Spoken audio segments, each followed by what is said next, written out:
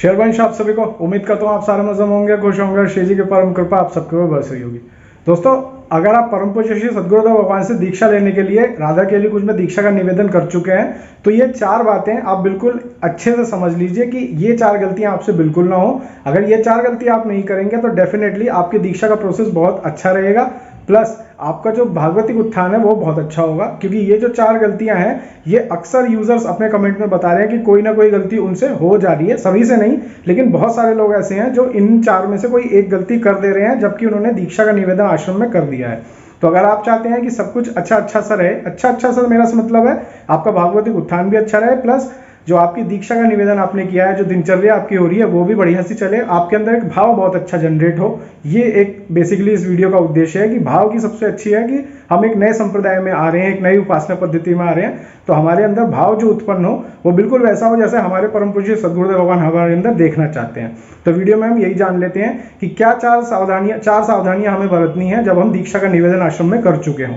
Video में आगे बढ़ने से पहले आप सभी से रिक्वेस्ट है स्पिरिचुअल बात सब्सक्राइब कर लीजिएगा अगर आपने अभी तक नहीं किया है तो, ताकि हर अपडेट वीडियो आपके पास आ जाए। और अगर आप मुझे इंस्टाग्राम पर ज्वाइन करना चाहते हैं तो मुझे ज्वाइन कर लीजिएगा, ये रहा वहाँ का QR कोड। तो चलिए बढ़ते हैं वीडियो की तरफ।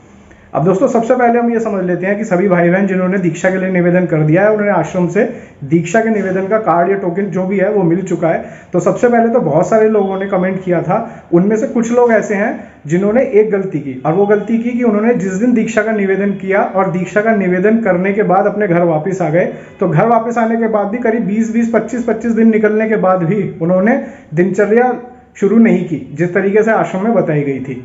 यानी सिर्फ दीक्षा का निवेदन कर दिया है और 15-20 दिन लोगों के निकल जा रहे हैं, और ना वाणी पाठ शुरू किया है, ना माला जप शुरू किया है, और ना ही श्री जी की सेवा, अष्टयाम सेवा शुरू की है। तो ऐसी गलती आप बिल्कुल ना करें। बहुत सारे भाई बहन फिर बाद में कमेंट करते हैं कि भैया अब हम क्या करें, अब हम क्या करें। देखिए, जब आप अपने घर लौटते हैं दीक्षा का निवेदन करने के बाद, तो नई स्थिति को बनाने के लिए चलिए आपका 2-4 दिन का समय लगता है सभी के लिए, वो चीज़ समझ में आती है, लेकिन ऐसी गलती आप ना करें कि आपको, क्योंकि जब आप आश्रम में दीक्षा का निवेदन करेंगे तो आपसे बाबा बोलेंगे कि अब ठीक है आप 2 महीने बाद आइएगा या 3 महीने बाद आइएगा।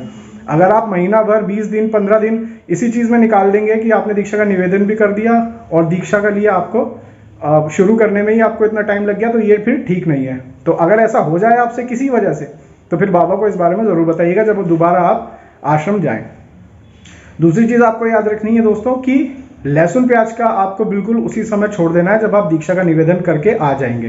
कुछ साधकों की स्थिति ऐसी हो सकती है कि घर में ऐसा वातावरण है कि छोड़ने में थोड़ा समय लग रहा है। कोशिश करिएगा जितनी तेजी के साथ हो सके आप लहसुन प्याज को, अभक्ष भोजन को बिल्कुल त्याग दें। कोशिश तो यही रहनी चाहिए आपकी कि पहले दिन से ही ये त्याग दें, लेकिन धीरे धीरे आप महीना भर के अंदर इस स्थिति को ले आएँ कि बिल्कुल आप अभक्ष भोजन का पूरी तरह से त्याग कर दें।